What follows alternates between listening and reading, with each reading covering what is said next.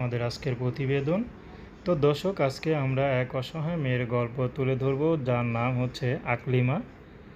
আকলিমার ঘরে সৎমা। তো সৎমা তাকে একটা ছেলের সাথে বিয়ে দিয়ে দেয়।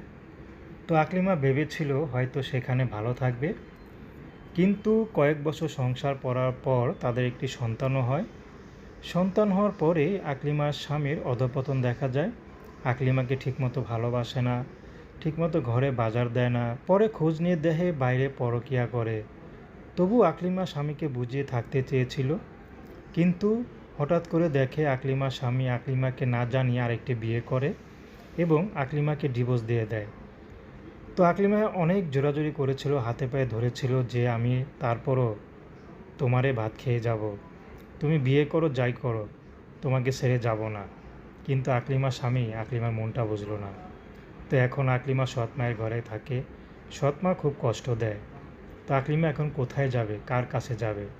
তো আকলিমা এখন ইউটিউবে এসেছে ভালো একটা মানুষের আশায়। যদি পেয়ে যায় তাহলে বিয়ে শাদী করবে। সে মানুষটি যেমনই হোক, হোক বিবাহিত, যদি তার থেকেও বয়সে অনেক বড় হয়, তারপরও আকলিমা বিয়ে শাদী করতে রাজি আছে। আকলিমা চাচ্ছে এখান থেকে চলে যেতে। তো দর্শক, প্রেম ভালোবাসা সাহায্য সহযোগিতা বিয়ে শাদী করা একান্ত আপনাদের ব্যক্তিগত ব্যাপার।